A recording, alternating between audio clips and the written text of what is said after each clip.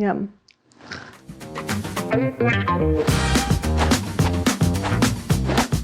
Hello friends, welcome back to Premo Cooks. Welcome to those of you who've never been here before. I'm Danielle Premo. Today I'm going to show you how to make granola. This is something that many of us like to keep on hand for a variety of reasons at home, and I want to teach you how easy it is to make at home, and most likely you're going to have a lot of these things on hand already. So first step, what we want to do is melt our coconut oil. You can use other types of oils in this recipe, but I love the coconut oil because it imparts a little bit of extra flavor. So I'm going to turn this pan on a low heat. I have half a cup of coconut oil already measured out in here. And what we're going to do is melt the coconut oil as well as a 1/4 cup of peanut butter. The peanut butter is a game changer for me in granola. I love this additional ingredient. So I'm gonna melt these two things together. Actually, I'm gonna use my bigger spatula for this guy. And into this, as it's melting, I'm gonna add in half a cup of grade A dark maple syrup for sweetness. You can use other types of sweeteners, but I love the added dimension that maple syrup offers. It's deep and rich, still has a nice sweetness to it, but also a flavor profile of its own. Whereas sugar is just sweet, but it doesn't add anything else. In addition to that, I'm gonna add in, for a little more sweetness, some honey, and also the stickiness of honey really helps to clump the granola together. So I'm gonna do 2 tablespoons, 1, 2, you can eyeball if you wish, like I did. And then once this is evenly combined, we'll turn the heat off.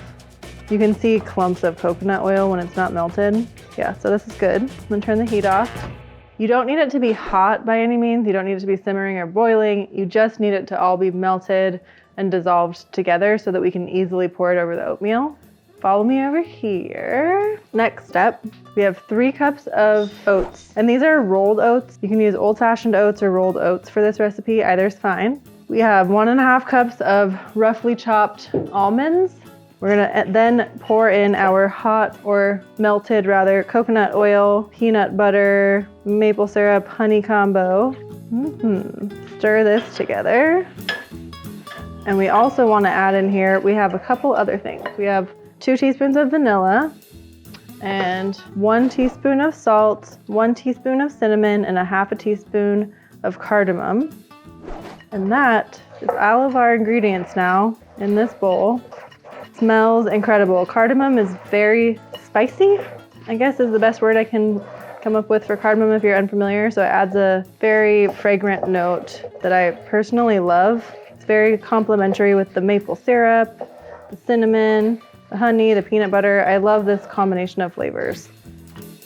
Okay, so once you have it evenly combined, then you're going to take a parchment-lined baking sheet and then take your granola and dump it all out onto your parchment-lined sheet.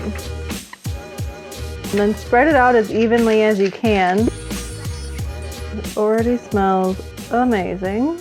Probably getting a little bit OCD about this, but I want it to cook evenly and not be too clumped together. However, if you do like the clumpy granola that comes in clusters, you actually want to push it more into an oval shape and keep it clumped together while it's cooking. I personally like the flakier kind of granola that mixes easily into other things.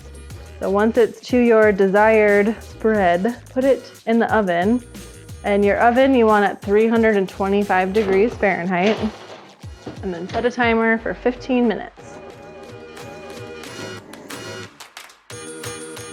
After 15 minutes, pull your granola out of the oven and just give it a stir. And then flatten it back out, put it back in the oven for another 10 minutes.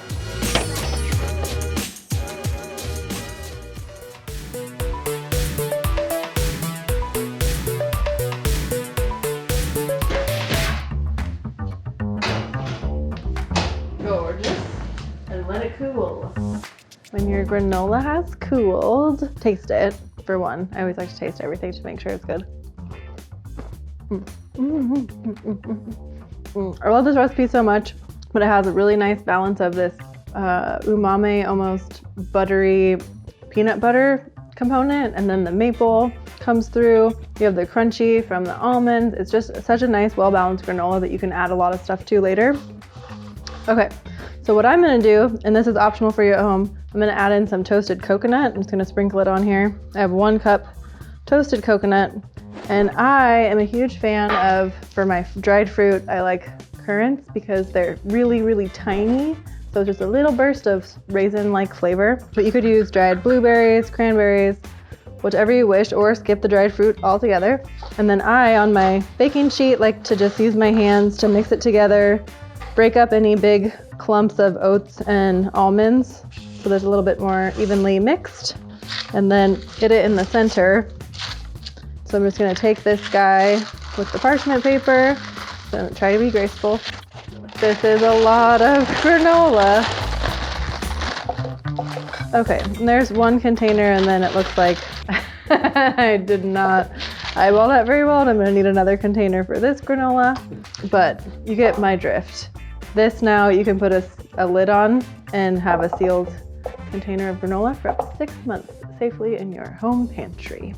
And if you'd like to learn what else you can do with your granola at home, ways to eat it, and other varieties of ways that you can riff off of this particular recipe, stick around. I'm gonna tell you right now.